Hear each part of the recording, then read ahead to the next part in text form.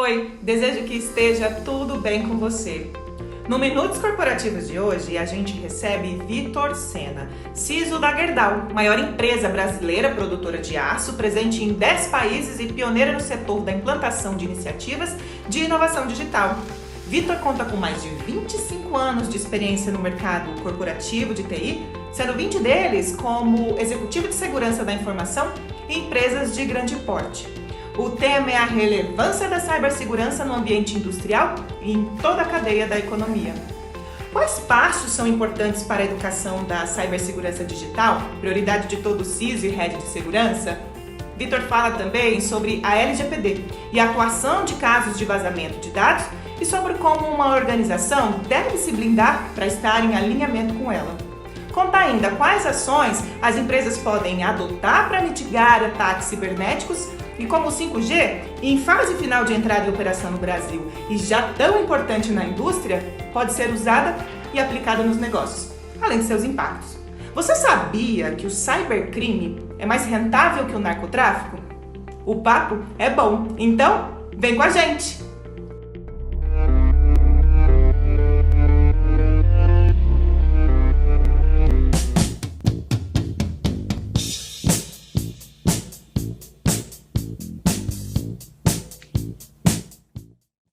Vitor, como você está? Bem-vindo e muitíssimo obrigada pela sua participação aqui no Minutos Corporativos do FutureCom. Obrigado, Ana. Estou muito feliz de estar aqui com vocês. Obrigado pelo convite. Sempre é importante falar do tema de segurança da informação, é algo que me dá muito prazer, né? E quanto mais se fala, menos mitos temos e mais a sociedade como um todo toma vantagem de um ambiente mais seguro. Então, muito obrigado mais uma vez. A gente que agradece, é isso tudo que você disse mesmo, né? Então, assim, Vitor, o assunto que a gente vai trabalhar aqui, ele é bastante instigante, né? Tema instigante, que é o que não quer calar, tá ali diante de todos os olhos e ouvidos, enfim, né? Que é a cibersegurança. Então, assim, seu cargo na Gerdau é Head de Segurança da Informação. Você consegue, rapidamente, né, dentro do que é possível falar, um pouco desse profissional que é tão valioso em uma organização? Claro. Hoje eu estou, como você comentou, como Head de Segurança da Informação, né? Esse cargo no mercado é conhecido como CISO, Chief Information Security Officer, né? E, ao longo do tempo, essa atividade ou essa profissão foi se adaptando, tá? No começo, quando TI ainda não era algo tão presente no negócio, era mais uma área de apoio, né? Essa atividade de segurança da informação ela era muito tímida e era muito conhecida ali pela área do não, né? Que fala que não fazer isso, não pode fazer aquilo. Hoje, o CISO, né, ele precisa conhecer muito do negócio da empresa, né? Ele precisa conhecer disciplinas além das disciplinas de tecnologia da informação. É muito comum você precisar conhecer algumas coisas relacionadas a direito, né? Ou seja, legal, partes de processos de negócio, de compliance, né? De conformidade com regulações e com normas, né? Então, essa posição tem se adaptado para esse novo cenário, né? Onde segurança da informação, em determinados contextos, pode ser parte, inclusive, do core business da empresa, né? Em alguns mercados, né, mais especificamente no mercado financeiro, por exemplo, mercados que tratam informação como core business da empresa, né, essa posição ela é estratégica, né, e também ajuda a dar direcionamentos para onde a empresa vai, né? Existem hoje empresas, tanto no Brasil quanto fora, que por conta de não cuidar bem do tema segurança da informação, foram muito impactadas no negócio e tiveram que se reinventar, né? Então, o perfil hoje desse profissional está muito mais conectado ao negócio, né, e talvez menos com aquela questão técnica que a gente tinha no passado. É um profissional que precisa ser multidisciplinar.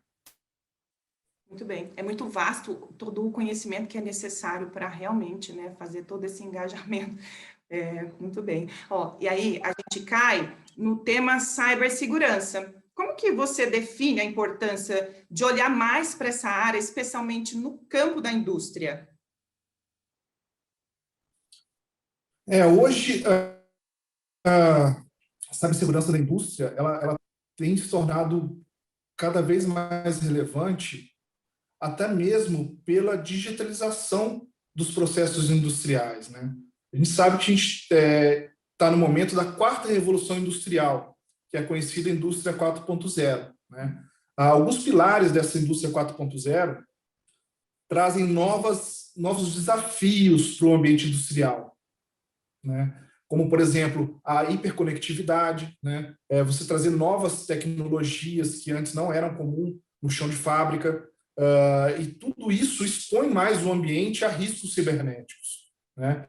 Então, dentro de todos esses pilares, quando você pega os infográficos relacionados à indústria 4.0, você vai ver temas ali como realidade aumentada, gêmeo digital, virtualização, uma série de novas tecnologias, novos pilares tecnológicos, e um deles, em destaque, também é cibersegurança. Porque a partir do momento que você tem todo esse ambiente que antigamente, né, nas fases anteriores de evoluções industriais, eram protegidos por estarem isolados, passam a estar conectados com o mundo, né? O próprio IoT, que é um dos temas mais comentados em ambiente industrial hoje, né, que é a internet das coisas, né, ou IIoT, que é o Industrial Internet of Things, né, ele é muito vulnerável a isso, né? São dispositivos que não foram desenvolvidos olhando para o aspecto de segurança, porque tinha ali uma pretensão um pouco mais tímida no início, né? Hoje eles têm papel fundamental, muitos deles são sensores que estão conectados com equipamentos, que medem telemetria do equipamento e ajudam a prever manutenção, a prever ou otimizar a produção, e se isso para de funcionar, você tem um impacto direto no negócio, né, ou na operação industrial.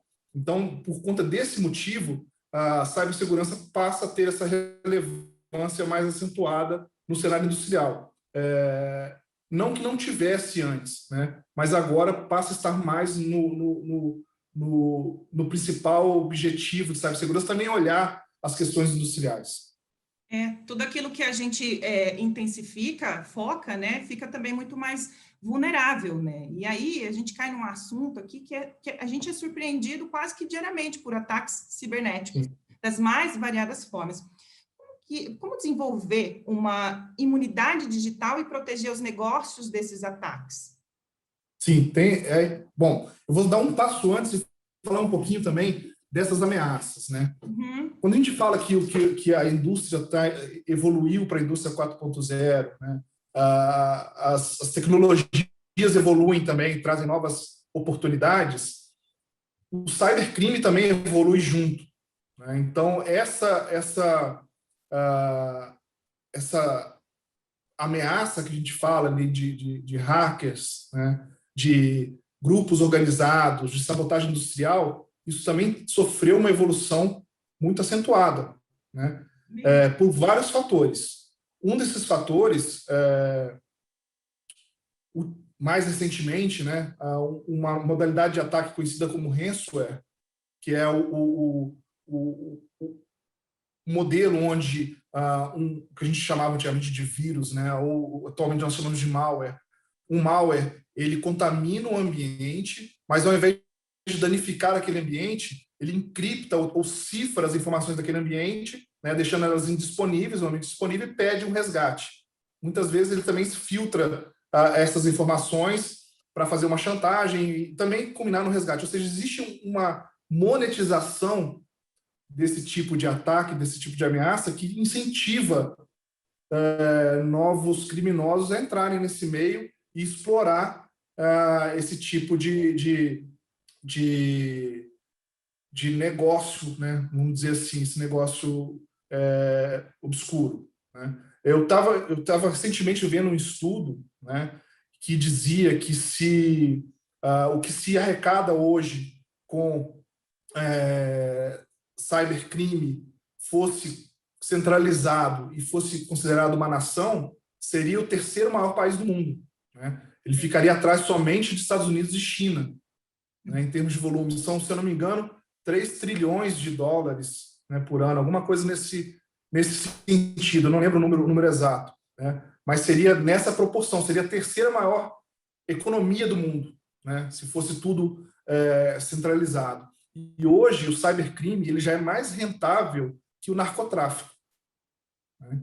Então, para todo esse cenário, essa questão da imunidade digital que você comentou, ela é importante. Mas o primeiro passo que a gente tem que dar nesse sentido é ter a consciência que não existe 100% de imunidade. Não existe 100% de segurança, né? Isso é utopia.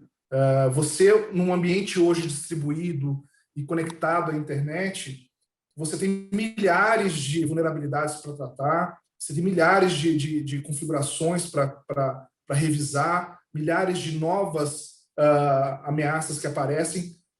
Para quem defende, tem todo esse contexto gigante. Para quem ataca, o cara precisa descobrir uma, né, para poder conseguir fazer alguma coisa. Então, parte do pressuposto que não há 100% de proteção. Visto isso, né, você tem a sua estratégia de prevenção, que tem que estar sempre em dia, então cuidando desses fundamentos de segurança, né, de manter os seus ambientes atualizados, de ter as ferramentas corretas, ter um time adequado para trabalhar nessa prevenção, né? Existem práticas de gestão de vulnerabilidade e resposta a incidente, mas o ponto-chave disso é que você também precisa estar preparado para sofrer um incidente e responder esse incidente de acordo com um nível aceitável, né, de tempo e de resposta, né? E estar preparado também para recuperar o seu ambiente. Então, o que se diz hoje que responder é tão importante quanto você se proteger, né? Na maioria das vezes você vai se proteger de uma série de ameaças oportunistas, né? Mas em alguns casos incidentes vão acontecer. E se acontecer, a sua estratégia de cibersegurança tem que estar preparada para que você tenha uma detecção rápida, em primeiro lugar.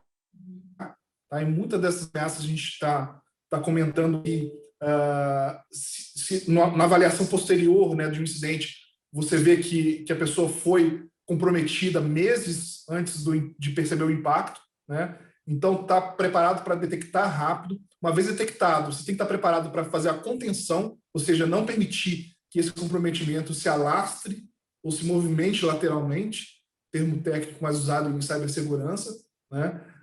E depois da contenção, você poder responder, ou seja, parar o sangramento, né, daquilo que está acontecendo e, por fim, recuperar, né, aquilo que você perdeu.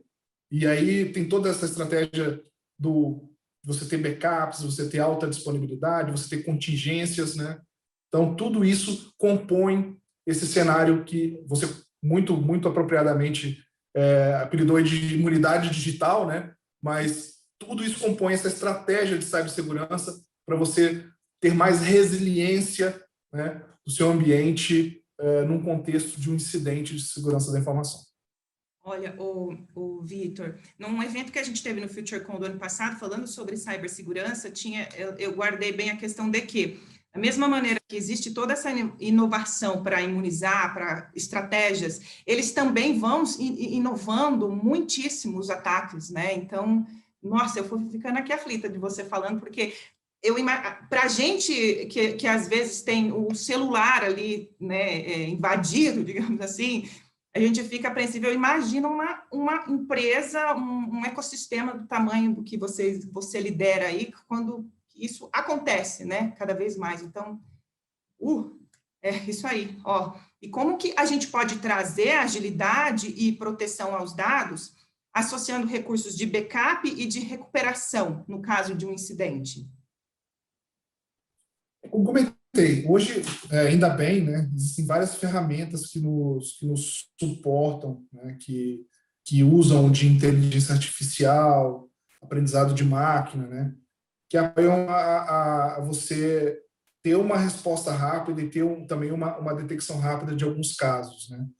Mas eu acho que, assim, se a gente abstrair um pouquinho a questão da tecnologia, né, a gente tem dois pontos que são extremamente importantes nesse contexto também. tá? Um deles é você conhecer muito bem o seu ambiente, trabalhar muito na questão de documentação, né? Ou seja, saber onde estão as coisas, saber os seus processos, ter boas políticas, né?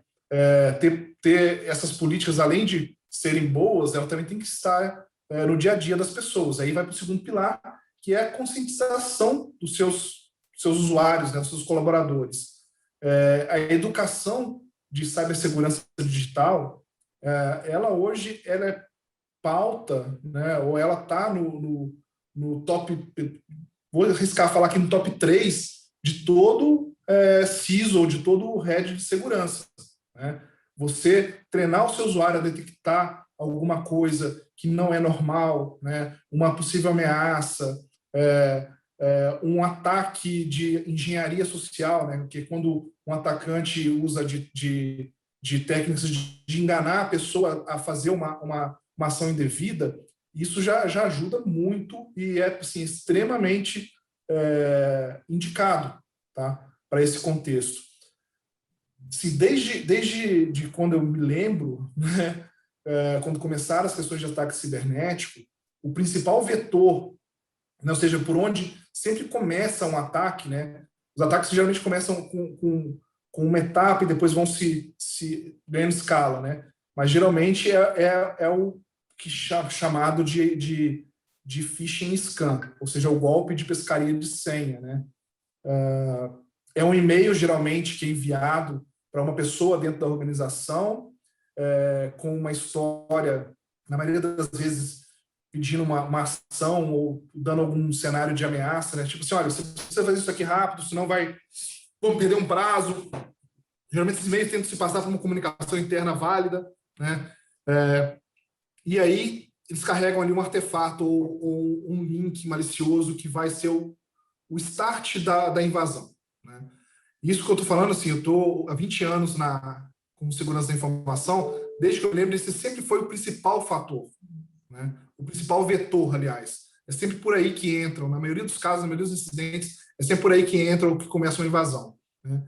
A principal barreira para isso, né, de acordo com a evolução das técnicas, né, é o usuário, não tem, é o colaborador, é a pessoa que recebe o e-mail, né? Se a pessoa tem uma educação adequada em relação a esse tipo de ameaça, se ele consegue detectar, né, uma tentativa de extorsão, uma tentativa de golpe nesse sentido, e age de maneira apropriada, 90% dos seus problemas reduzem, né? Porque você tem ali o seu colaborador como uma primeira barreira de defesa, né? Então, isso é muito importante. É uma coisa que a gente vem trabalhando muito. E como eu falei, a técnica apesar de ser o mesmo vetor há muitos anos, a técnica vem melhorando sensivelmente, né? No passado, a gente lembra disso nos primórdios da internet, que os spams ou os phishings, né, vinham um e-mail todo mal construído, com erro de ortografia,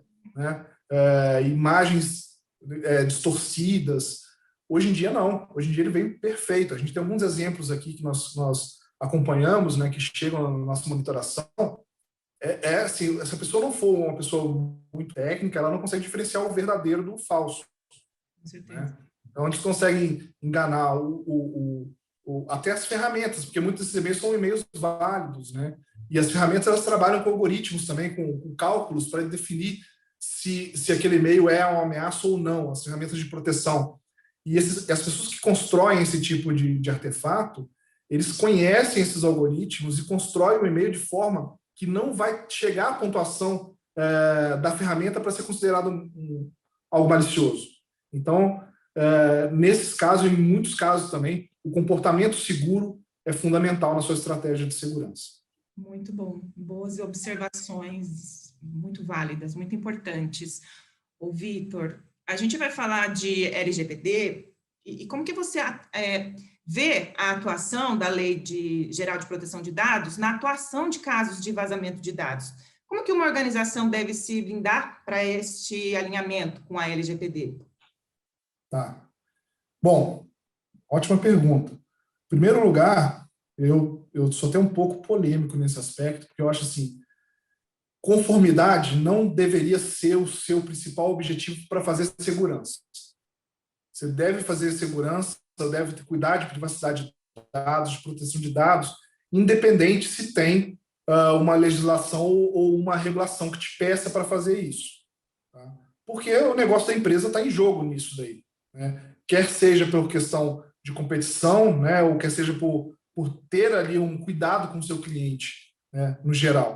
Mas a LGPD ela tem um contexto muito positivo para a gente, porque isso chama para a discussão na sociedade desse tema, né? Traz à luz das empresas também, que às vezes não têm essa visão clara de quão importante é isso, né?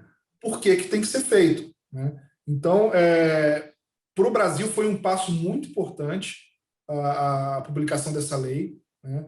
A gente tem algumas questões que ainda precisam ser melhor trabalhadas, né? Até para a gente fazer um paralelo da LGPD, né? Ela foi inspirada na GDPR, que é a lei europeia para a proteção de dados pessoais, né? Porém, a lei europeia é muito mais detalhada, já tem uma maturidade, porque ela é derivada de um outro grupo de regulações de leis de privacidade. Então, ela não é, ao contrário de muita gente pensa, né, que a GDPR foi a primeira regulação. Não, já havia uma regulação anterior, que ela foi reformada e deu origem à GDPR.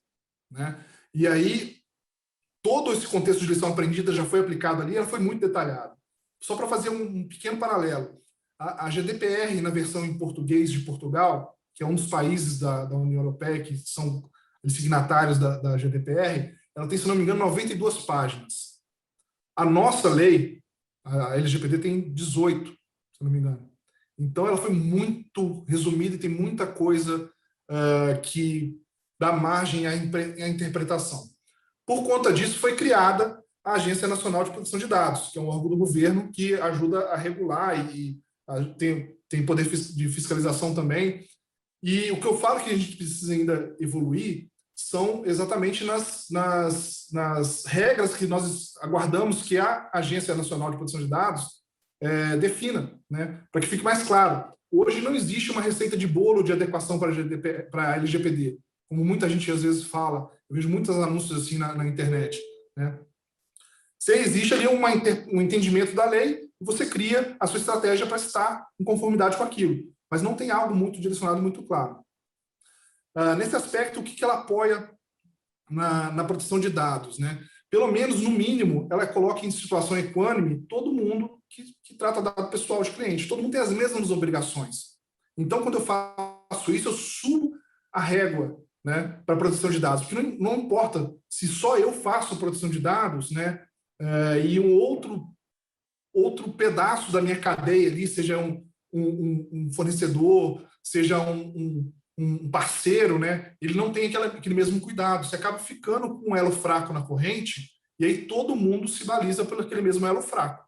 Né? Então, nesse aspecto, ela tem toda esse apoio, né? Ela dá um suporte, ela dá um patrocínio para as ações de segurança da informação, e ela também dá como cidadão, né, uma série de direitos que acabam obrigando as empresas também a se policiar a respeito disso. Então, todo titular de dado hoje, ele tem o direito de chegar em uma empresa que ele já teve relacionamento ou tem um relacionamento e questionar sobre quais dados dele estão sendo tratados, né? Qual que é a base legal para o tratamento daquele dado, ou seja, se aquele dado pode ser tratado realmente daquela forma, né? Se for alguma base legal baseada, por exemplo, em consentimento, ela pode revogar o consentimento, ela pode pedir a exclusão dos dados, né? Então, tudo isso ajuda a puxar a nossa régua para cima, né? E aí o coletivo se beneficia. Né? Então, nesse aspecto, assim, também, mais uma vez, abstrair em tecnologia tem muita importância. É muito importante mesmo. Aproveitando o gancho, na sua opinião, Vitor, o que pode ser feito, né, para fazer aumentar o nível de proteção das informações nas empresas? Qual que seria a importância de uma estratégia de proteção para grandes volumes de acesso? Bom, eu acredito bastante na questão de mapeamento, inventário e classificação dessas informações. Hoje, muitas vezes, quando você tem um cenário ali, uma palavra da moda também, na verdade é um tema que é atual, não por ser uma palavra da moda, até me corrigindo aqui, Mas uma coisa que virou, algo que virou importante em todas as empresas é trabalhar melhor os dados que ela tem em benefício do negócio, né? Que é o famoso Analytics, né? O Big Data, todos esses mecanismos, né, de analisar melhor o dado para ser mais assertivo no que você entrega para o seu cliente, no que você oferta para o seu cliente e tudo mais. Porém, às vezes, a gente exagera, né, no que a gente precisa de dado, né? Se você perguntar para uma pessoa que trabalha com essa questão de dados, né, que tipo de dado que ela quer para fazer a análise dela, ela vai falar assim, todos. Ou seja, quer olhar tudo. Mas se você falar qual que ela realmente precisa, aquilo gera um subset bem menor. Que na verdade, é um começo de uma técnica também que nós chamamos de privacy by design. Então, se as empresas começarem a conscientizar do privacy by design, né, ou seja, tudo que eu começo a construir, eu levo primeiro em consideração a privacidade, né, isso gera o melhor controle, né, daquelas informações e aumenta a capacidade daquela empresa de proteger aquelas informações, né. O privacy by design, por exemplo, num cenário desse que eu comentei, onde a pessoa vai fazer o mining, né, de dados ou fazer ali a primeira coleta de dados, ele já vai colocar uma questão. Eu preciso desses dados. Por que eu estou trazendo dado que eu não preciso tratar? Por que eu estou trazendo a batata quente para dentro de casa? Né? Muitas vezes eu preciso fazer, por exemplo, uma análise estatística. Né? Eu preciso saber quantas advogadas do sexo, advogadas já é do sexo feminino, mas quantas advogadas mulheres eu tenho na minha organização. Eu não preciso saber o nome e o CPF dessas pessoas, nem o número de registro da OAB. Eu preciso saber assim, sexo, profissão, né? E região, por exemplo.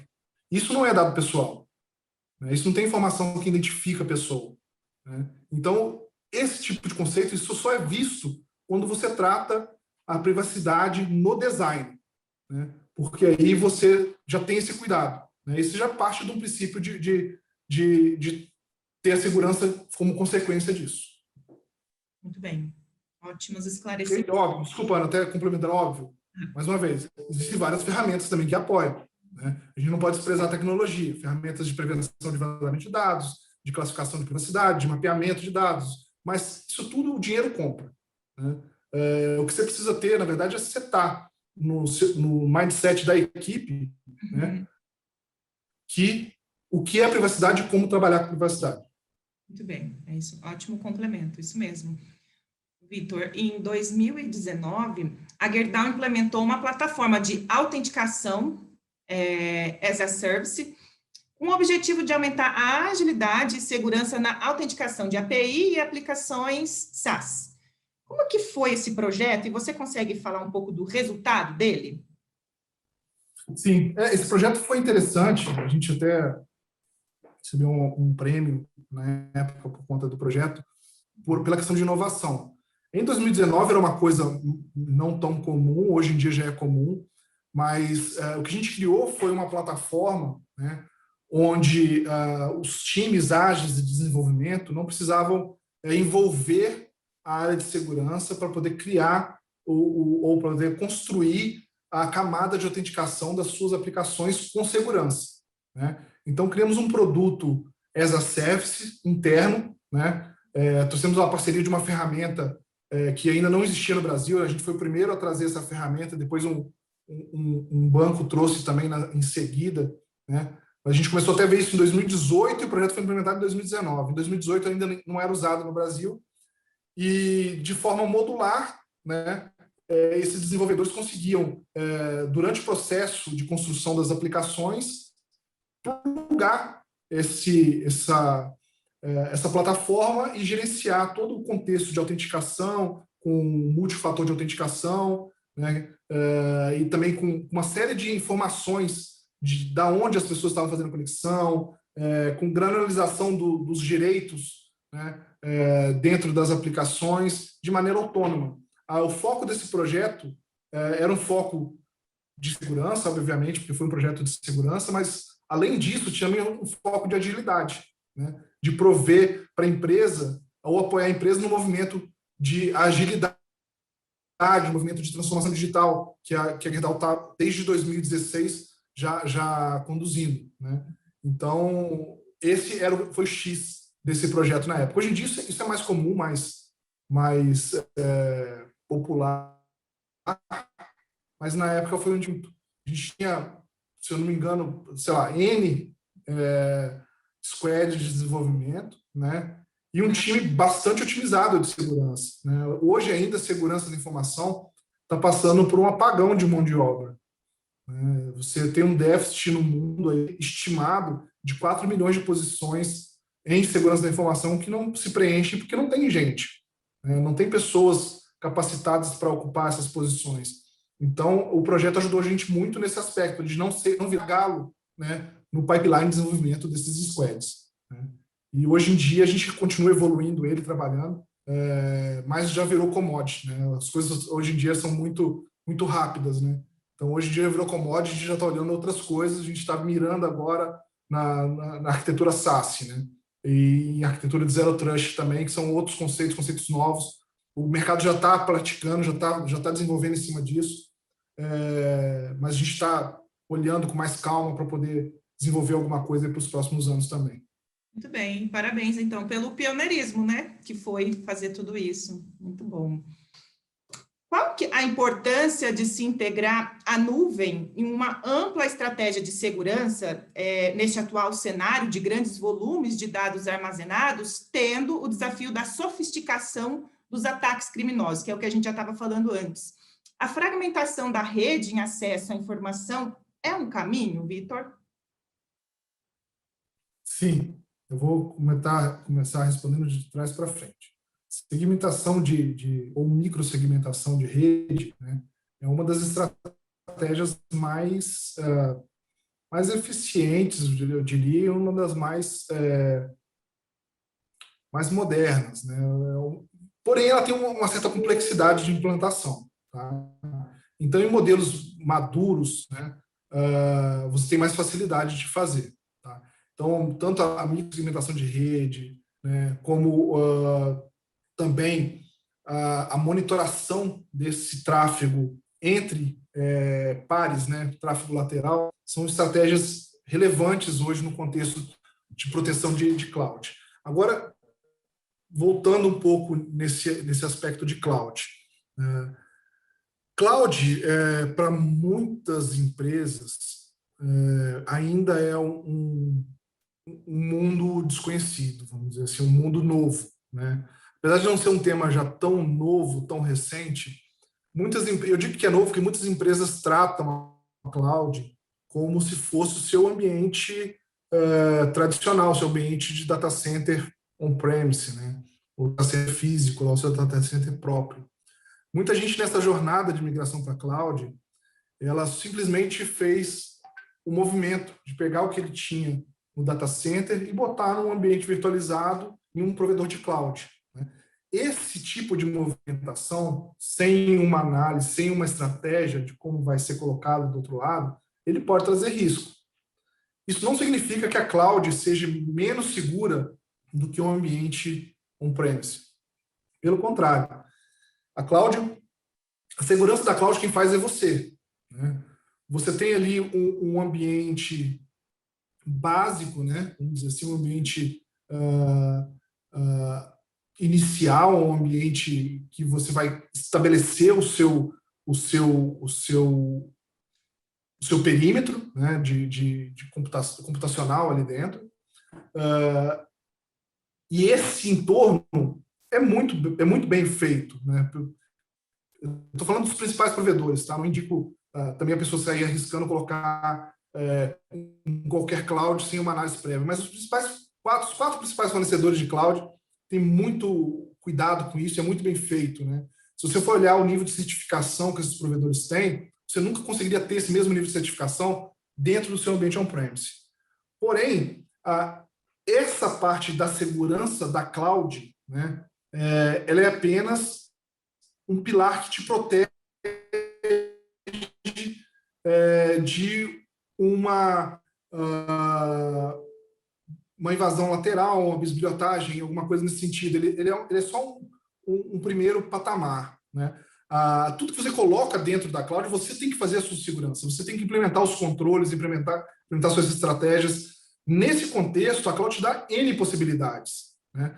Tem muito mais ferramentas, tem formas de fazer isso de forma muito mais granular, até essa própria microsegmentação de rede que a gente está falando, ela é viável no ambiente de cloud. Já no ambiente on-premise não seria tão fácil fazer, né? Você fazer hoje ambientes, né, como linha de código, né, ou seja, o hardware as a code, também te permite você automatizar muito a questão da segurança. Você criar ali um baseline de segurança que tem que ser aplicado device a device no ambiente tradicional, né, você consegue fazer com um script dentro do ambiente de cloud, e isso, em termos de segundos, né, isso é aplicado em todo o seu parque, né, em todos os workloads que você tem na cloud. Mas a pessoa precisa ter esse entendimento. Não é igual.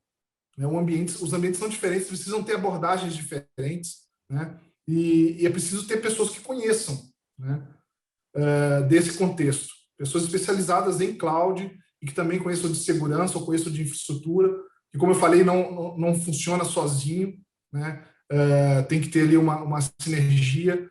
Quando a gente fala do processo de DevSecOps, né, você precisa trabalhar muito na questão de estratégia, né, de como você vai implementar isso, e depois controlar e monitorar. Né? A questão de quantidade, do volume, eu acho que não é tão relevante quanto a estratégia de segurança na ponta, porque pouco volume mal protegido e muito volume bem protegido, né, são cenários opostos. Né? A proteção independe se é muito ou pouco. Né? Um ponto que também é importante a gente conhecer são os aspectos legais. Né? Então, quando a gente fala, por exemplo, de algum dado que é um dado proprietário e que você não quer que aquele dado seja divulgado, né, tem que saber que, dependendo do lugar que você coloca onde você hospeda esse dado, que vale a legislação do local. Então, você tem que saber aonde você está armazenando isso também. Né? A gente sabe, por exemplo, vou citar um exemplo que talvez, só para ilustrar, né, não é para orientar, mas, por exemplo, nos Estados Unidos você tem uma lei de segurança nacional que o governo pode requisitar o acesso a qualquer dado dentro do ambiente dos data centers físicos e virtuais, né, que estão no território nacional dos Estados Unidos, se ele desconfiar que aquilo gera um risco para a segurança pública. Né? E às vezes pode estar ali um segredo de negócio, você não quer que seja acessado, não quer que seja divulgado, ou que seja, né? Não que eles vão divulgar, mas você tem que saber que isso existe lá. Né? Tem que saber que, por exemplo, num país, talvez do leste europeu, a probabilidade de você ter um problema de vazamento, talvez por alguma situação política, um problema de indisponibilidade por alguma situação política, né, pode ser grande. Então, tudo isso tem que levar em consideração. Né? E sempre pensar em estratégia de backup. Né? O provedor de cloud ele não é responsável pela sua segurança nem pelo seu backup. Você tem que lembrar disso. Às vezes as pessoas colocam o dado lá e acham que está passando para o provedor a responsabilidade de manter o dado sempre disponível ou de ter também a segurança garantida pelas certificações. As certificações para o ambiente dele, não é para o seu. O seu você tem que cuidar da sua estratégia, dos seus controles, das suas ferramentas e como eu comentei, né, trazer know-how específico para esse ambiente. Não é como a gente fazia segurança em data center antigamente. Tem novas possibilidades e tem novas ameaças. Fazendo bem feito, na minha opinião, a gente tem mais possibilidade de segurança no ambiente de cloud que no ambiente on-premise. Olha, e você em casa sabia disso tudo? Porque não sabia, ó. Muito bom. Interessante. Interessante não, muito importante, né? Interessante sim, mas é mais do que isso. É muito importante. O pessoal pensa depois de um papo desse que toda pessoa de segurança da informação é neurótico. Né? A teoria do apocalipse, né? Mas não. Quando a pessoa começa a conhecer mais um pouquinho, eles ficam mais neuróticos que a gente, porque a gente já está passando por essa situação há alguns anos, né? Mas assim, tudo tem solução. Né? A gente tem que saber como tratar e como conduzir as coisas. Tudo tem risco e tudo tem oportunidade. Né? O próprio risco ele pode ser um risco negativo ou um risco positivo. Então, a gente fica tranquilo nesse sentido. Muito bom, Vitor. O 5G, com o 5G, em fase final, né, de entrada em operação aqui no Brasil, e já mostrando sua importância na indústria, como é que você vê o uso e aplicação nos negócios? Quais impactos você, Vitor, descreveria? Olha, falando da indústria em específico, tá? Onde hoje estou posicionado, vai ser um divisor de águas, tá?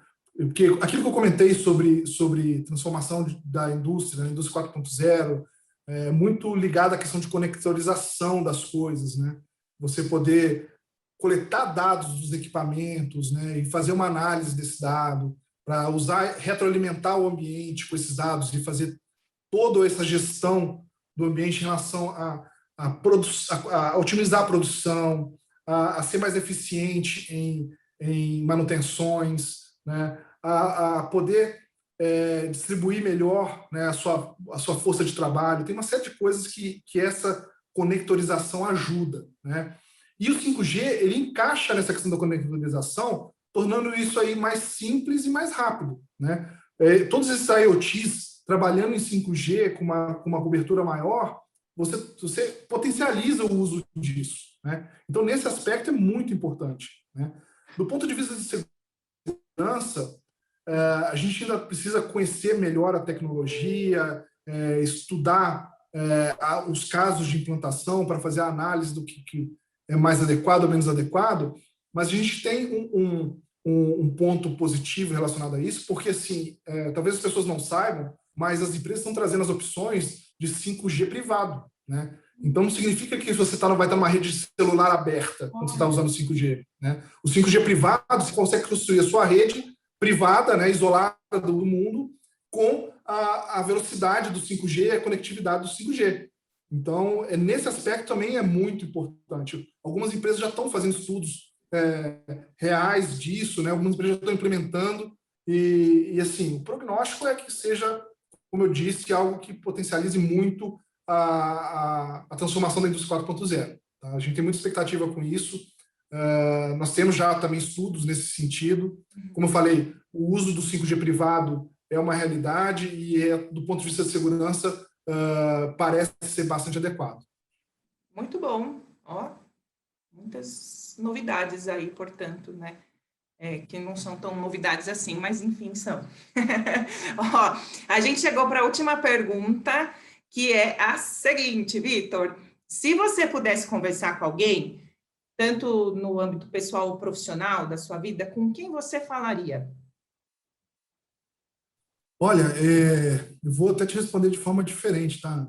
Tá bom. Eu tinha uma pessoa que eu sempre quis muito conhecer, né? Que era uma referência, né? Tem um instituto de segurança chamado ISC Square, né? ICS ao quadrado, em português, que eles coordenam algumas certificações de segurança que, muito tempo no mercado, foram reconhecidas como as mais difíceis de conquistar, as seguranças mais top, né? E um dos fundadores desse instituto, ele chamava-se Hal Timpton, tá? Ele já faleceu há alguns anos, né? E eu tive, na verdade, a oportunidade de falar com ele antes, né? Eu, por acaso, participei de um evento, né, que ele estava lá, e eu estava com um amigo, a gente reconheceu ele, pudemos tirar uma foto com ele e conversar um pouquinho, né? E foi interessante conhecer uma pessoa que, naquela época, a gente está falando aí dos anos 2000, foi antes de 2010, foi bem antes de 2010, eu acho, que viveu 40 anos da vida dele de segurança da informação. Uau! Né? Carreira, cara, sei lá, a vida toda quase, o cara foi sustentada por segurança da informação. E aquilo, para mim, era uma referência, porque eu também, como eu comentei um pouquinho, né, eu estou há 20 anos É isso que eu ia falar, você já está há 20 já. Estou há 20 anos no mercado e sempre com, assim, 25 anos em TI, né, mas há 20 como executivo de segurança da informação. Então, é onde eu espelhei minha carreira também, né, de viver de segurança da informação para o resto da vida. Espero conseguir chegar no patamar que ele chegou. Ah, que bonito, que bom você poder compartilhar essa história para a gente. É isso que eu ia falar, 20 anos já foram, daqui a pouco você vai passar ele, com certeza, amém, né? 20 anos com um corpinho de 19. E eu desejo muitíssimo que você sempre se lembre desse encontro que foi inspirador para você, assim como ele, fazer sempre a diferença, né, na vida, no mundo, por onde você passa, que com certeza tudo isso que você dividiu aqui com a gente, Vitor, foi de extrema importância. Importante, sim, para o que a gente, aqui dentro do FutureCon, mas também isso sempre fala de utilidade pública, né, que todo mundo saiba que tudo que você dividiu aqui com a gente chegue para quem precisa ouvir. Eu desejo muita saúde, sucesso e segurança para você e toda a sua caminhada aí na sua empresa. Muitíssimo obrigada pela sua presença aqui, muitíssimo obrigada por tudo que dividiu do seu tempo e continue aí sendo referência e transformando mesmo, né, tudo que você se propõe a fazer. Muitíssimo obrigada, Vitor, de verdade. Eu que agradeço, Ana, obrigado pelo papo, obrigado aqui do FutureCon, é um evento que eu tenho um carinho enorme, já participei de algumas outras edições aí. Ai, que Então, ótimo. estão de parabéns, né? Sempre, apesar de não ser um evento específico de segurança, um evento mais focado em tecnologia, comunicações, mas sempre abre esse espaço para segurança da informação. Então, é um ponto importante que vocês colaboram aí com a comunidade e muitas das pessoas que ouvem vocês hoje vão ligar esse bitzinho de segurança da informação que vai ajudar no contexto geral. Então, obrigado aí pela oportunidade, um abraço para vocês. A gente que agradece. E você que nos acompanha, muitíssimo obrigada. Deseja interagir conosco? Escreva para o minutoscorporativos@informa.com. Vai aparecer aí para você o endereço aqui na tela. Então, muitíssimo obrigada e continue conosco no FutureCon. Até breve!